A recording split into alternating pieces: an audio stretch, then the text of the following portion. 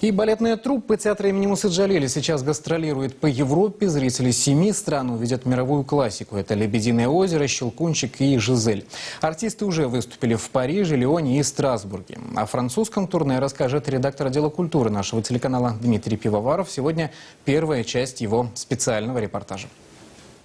Тысячи километров дорог, мелькающие города и непрекращающийся шлейф воспоминаний. Это как поется в песне «Мне бы жизнь свою, как кинопленку, прокрутить на 10 лет назад».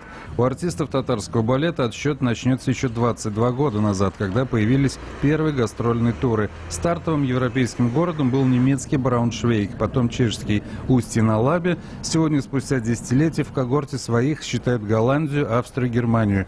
Франция, избалованная балетом, поначалу присматривалась к труппе из Казани, постепенно расширяя географию пребывания наших посланников. В Европе было засилие, можно так сказать, восточноевропейских труп. Это были и поляки, это были болгарские труппы, разнообразные группы с просторов СНГ.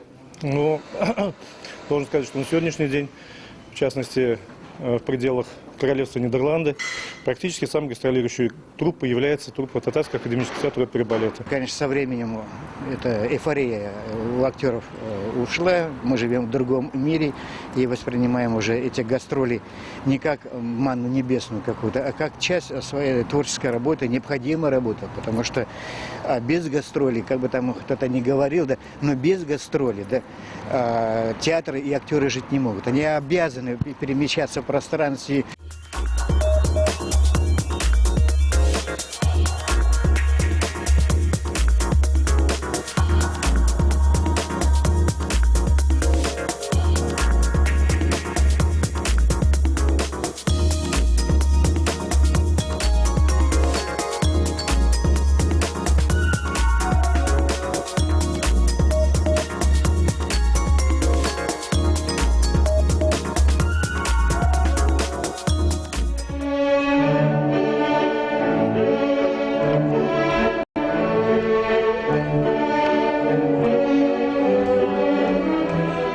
Бордо, Лион, Страсбург и Большой Париж с районами Рюмель-Мезон, Визине, Лонжюмо, Сен-Жермен-Анле, Руасси, Визине и приграничным с Германией Саргемини, где сейчас выступает труппа, знает казанских артистов не первый год. История успеха расписана по минутам. Ежедневный урок, репетиция, кейтеринг, спектакль и четко спланированный выезд. Эмоции еще не успевают остыть. Покинув Южный Бордо, труппа отправляется к северо-востоку от Парижа. Расстояние между городами свыше 500 километров. Пейзаж пока что напоминает нашу с вами прекрасную золотую осень. Здесь все краски природы и нет никакого намека на пришествие холодной зимы. Осенние листья шумят и шумят в саду, знакомой тропой я рядом с тобой иду. Давайте, может быть, еще раз это сделаем.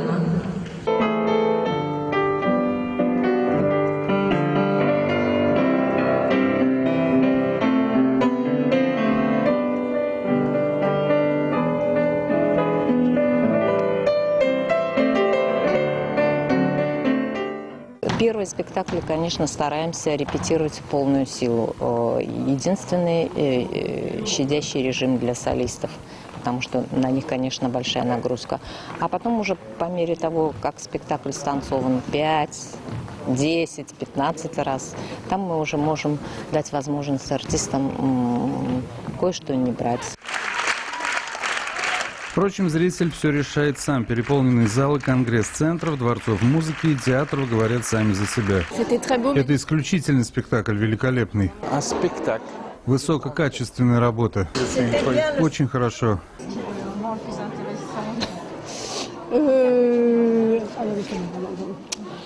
Особенно мне понравился второй и третий акт «Лебединого озера». Прекрасная игра актеров.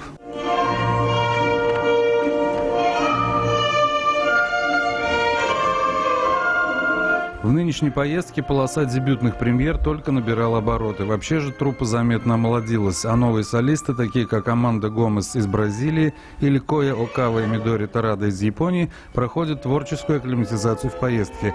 Казанские же солисты расширяют собственный микромир в недавно исполненных премьерных партиях в Казани. Неважно, из какой ты страны, или из Бразилии, или из Европы, главное, что ты танцуешь и как чувствуешь материал. Я счастлива, что танцую «Щелкунчик» во Франции. Я мечтала об этом, а «Жизель» вообще отдельная история. Я считаю, что маленьких ролей не бывает, и то, что роль второго плана, это тоже одна из, в принципе, ведущих ролей спектакля. Вот, поэтому тут зависит, скорее всего, от актера, то есть от любого исполнителя второй роли. Вот, как ты ее воспримешь на сцене, покажешь зрителю, и как ты через себя это все пропустишь. Рвать струны души, но не в клочья. Кредо артистов, посвятивших себя весьма тяжелой профессии. Впрочем, в поездках проявляется каждый отрезок рабочего механизма. За годы поездок изучены все закоулки незнакомых сцен и крутые лабиринты закулисья.